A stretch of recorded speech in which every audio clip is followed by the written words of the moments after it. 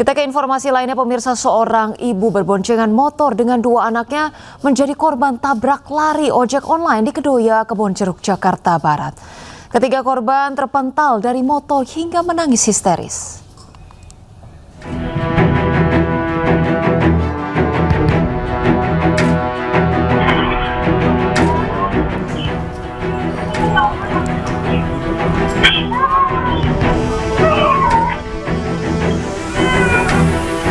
Ya, pemirsa, motor yang dikendarai seorang ibu dan dua anaknya ini ditabrak dari belakang oleh pemotor ojek online di Jalan Kedoya, Kebonjeruk, Jakarta Barat.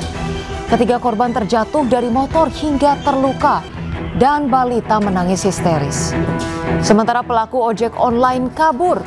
Polisi masih mendalami keterangan saksi dan melacak keberadaan pelaku.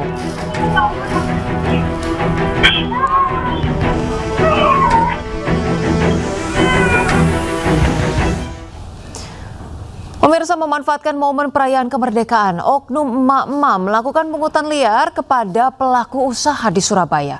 Emak-emak tersebut mengaku dari RT RW setempat dan meminta sumbangan Rp500.000 hingga Rp1 juta.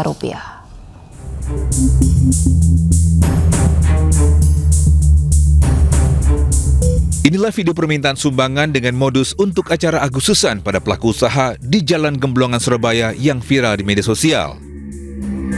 Tiga ibu yang mengaku dari perwakilan RT RW setempat mendatangi pemilik usaha untuk meminta sumbangan acara Agustusan. Dalam video sempat terjadi perdebatan antara pemilik usaha dengan ibu-ibu peminta sumbangan. Pemilik usaha enggan memberikan sumbangan karena ibu-ibu tersebut tidak bisa menunjukkan bukti sebagai utusan dari RT dan RW setempat. Jadi mereka minta 500 sampai 1 juta, itu mereka datang ke sini bawa kertas HVS gitu, dan itu kertas HVS itu ya tulisan tangan. Pelaku usaha ini meminta aparat terkait untuk bisa menindak karena dikhawatirkan ini adalah aksi penipuan yang mengatasnamakan sumbangan acara Agustusan. Dari Surabaya, Jawa Timur, Sony Hermawan, iNews melaporkan. Pemirsa, waspada penculikan anak di Tangerang Selatan. Seorang siswa SMP hilang diculik oleh pemulung yang juga merupakan tetangganya. Orang tua korban mengaku pelaku menjanjikan korban masuk ke sekolah yang diinginkan.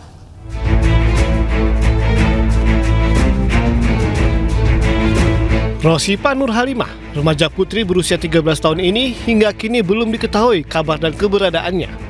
Sudah sepekan ini, siswa SMP ini pergi dari rumah dan diduga dibawa kabur oleh pria pemulung yang juga tetangga rumahnya di Kampung Gedong, Keciputat, Tangerang Selatan, Banten.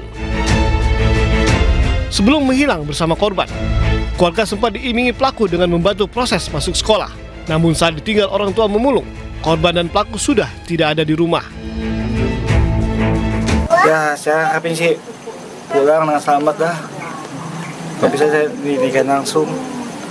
Ya, enak aja deh, biar orang tua yang gak kepikiran, kasihan soalnya. Katanya yang bawa kabur ini teman bapaknya ya? Iya, teman bapaknya, orang Lampung. Oh, profesi sama pemulung juga? Iya, profesi pemulung. Yang perjanjian mau masukin sekolah, biayain sekolah, masa sekolah biayain sekolah. Oh, diiming-imingin? Iya. Keluarga sudah melaporkan penculikan ini ke Polres Tangerang Selatan. Saat ini polisi masih menyelidiki dan belum memberikan keterangan resmi terkait kejadian ini. Dari Tangerang Selatan, Banten, Nunung Purnomo, iNews melaporkan. Pemirsa, wasi anak saat bermain, seorang balita tewas tenggelam di parit bekas galian sedalam 2 meter yang berada di belakang rumahnya. Ibu korban pun histeris. Pukul terus, Bang. Pukul terus, Bang, supaya airnya keluar, Bang. Nasib naas dialami seorang bocah laki-laki berusia 3 tahun yang tewas tenggelam di dalam parit di belakang rumahnya, Jalan HK Kelurahan Panarung, Kecamatan Pahandut, Palangkaraya, Kalimantan Tengah. Orang tua korban sempat melakukan pertolongan pertama secara tradisional namun gagal. Korban kemudian dilarikan ke rumah sakit menggunakan ambulans rescue milik damkar, namun korban dinyatakan sudah tidak bernyawa. Jasad korban pertama kali ditemukan warga sekitar yang mencari setelah korban dilaporkan hilang. Diduga korban terjatuh ke dalam parit bekas galian sedalam 2 meter saat bermain bersama adiknya di belakang rumah. Diperkirakan korban sudah tenggelam lebih dari 10 menit sebelum ditemukan warga.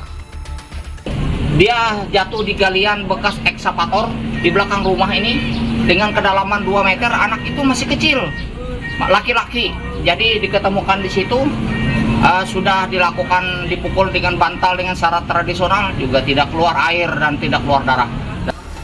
Peristiwa ini menjadi peringatan bagi orang tua untuk meningkatkan kewaspadaan terhadap anak-anak, terutama saat bermain di luar rumah. Dari Palangkaraya, Kalimantan Tengah, Adesata, iNews melaporkan. Pemirsa, kapal motor Dorolonda terbakar saat sedang diperbaiki di galangan kapal pelabuhan Tanjung Priuk, Jakarta Utara. Penyebab kebakaran masih diselidiki.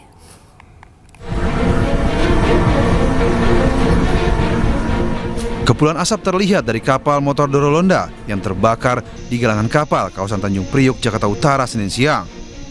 Kapal penumpang ini terbakar saat sedang dalam perbaikan dengan pengerjaan pengecekan baut-baut tali kapal termasuk pengelasan pada beberapa lokasi bagian kapal.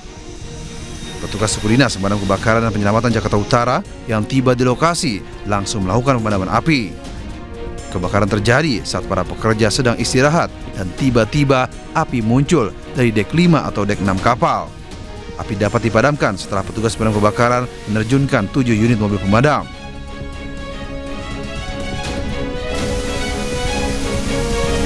Belum diketahui pasti penyebab kebakaran. Para korban jiwa dalam peristiwa kebakaran kapal penumpang ini dan kasusnya dalam penanganan Polres Pelabuhan Tanjung Priuk, Jakarta Utara. Di Jakarta, Sofyan Firdaus melaporkan.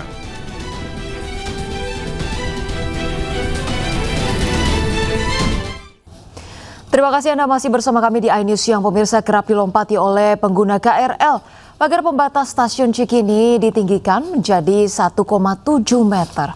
Meski begitu, beberapa warga yang masih nakal ini masih terlihat melompati pagar pembatas.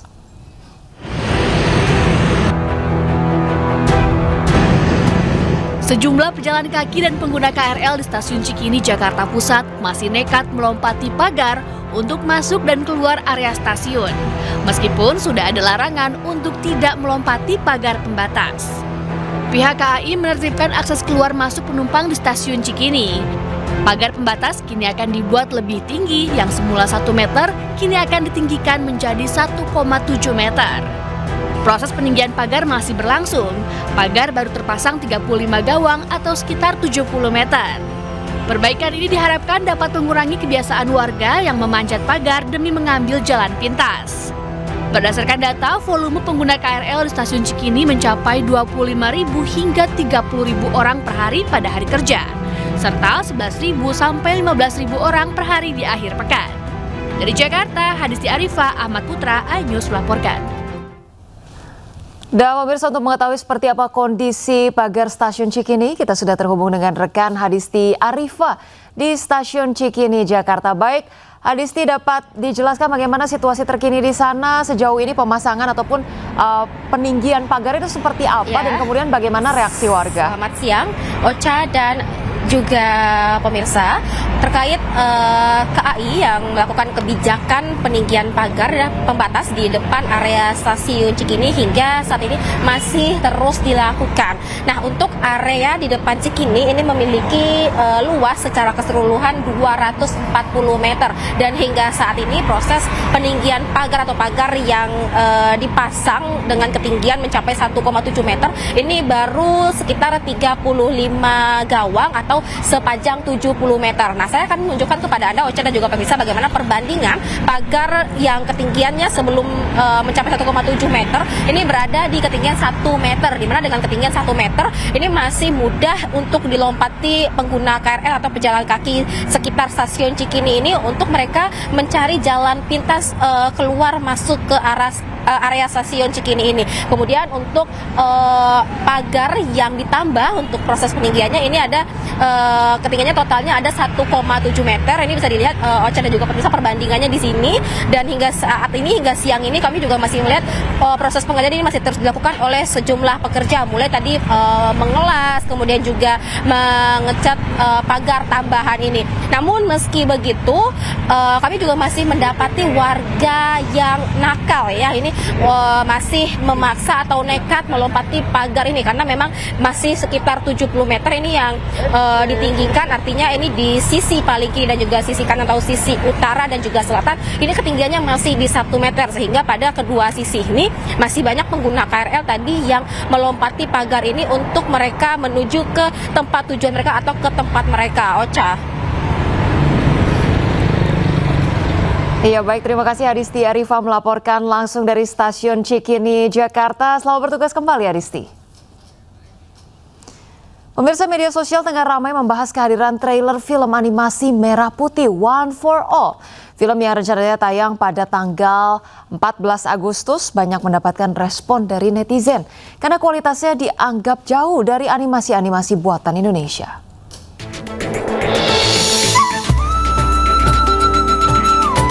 Film animasi Merah Putih One for All menuai banyak sorotan publik jelang penayangannya tanggal 14 Agustus 2025. Sebagian warganet menyampaikan kekecewaannya setelah menonton trailer. Menurut warganet, kualitas film itu gagal dan tak sesuai ekspektasi di tengah industri animasi Indonesia yang tengah naik daun dan membaik. Bukan hanya masalah visual, warganet juga menyoroti materi film ini yang menyematkan film animasi anak Indonesia pertama bertema kebangsaan. Padahal tahun 2015 ada film Battle of Surabaya yang disutradarai Arianto Yudiawan dan diproduksi oleh MSV Pictures. Film Battle Indonesia mengusung latar sejarah Perang Surabaya tahun 1945. Film ini bahkan mendapat penghargaan dari sejumlah festival internasional. Film animasi Merah Putih One for All sendiri menceritakan tentang kisah 8 orang anak yang mencari bendera merah putih yang hilang. Anak-anak itu kemudian berkelana mencari bendera tersebut hingga menyusuri hutan dan menghadapi banyak rintangan. Film ini ditulis dan disutradarai oleh Endiarto dan Bintang Takari. Diproduksi oleh Perfiki Kreasindo bersama produser Toto Sugriwo. Mengenai kehebohan warganet, produser Toto Sugriwo bicara melalui akun Instagram pribadinya, memberi komentar perihal kritikan yang dilayangkan. Senyumin aja, komentator lebih pandai dari pemain. Banyak yang mengambil manfaat juga kan? Postingan kalian jadi viral, tulisnya. Dari Jakarta, iNews melaporkan. Yuk kita lepaskan. Kita ke informasi lainnya pemirsa, di tengah panasnya polemik penggunaan musik di ruang komersial. Sejumlah musisi tanah air menggratiskan musik ciptaan mereka. Jika beberapa waktu lalu ada Ahmad Dhani, kini giliran musisi Firza yang menggratiskan lagu ciptaannya.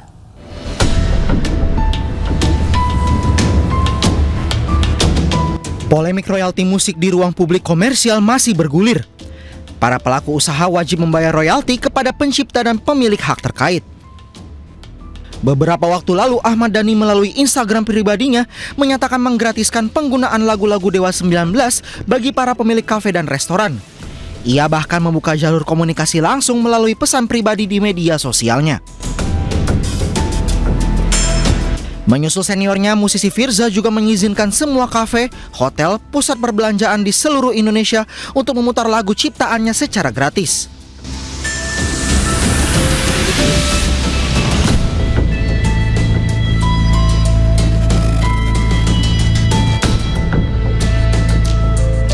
Sementara itu, alih-alih mempermasalahkan, musisi Charlie Van Houten justru berjanji memberi hadiah bila ia kebetulan berada di suatu tempat yang memutar atau membawakan lagu-lagunya.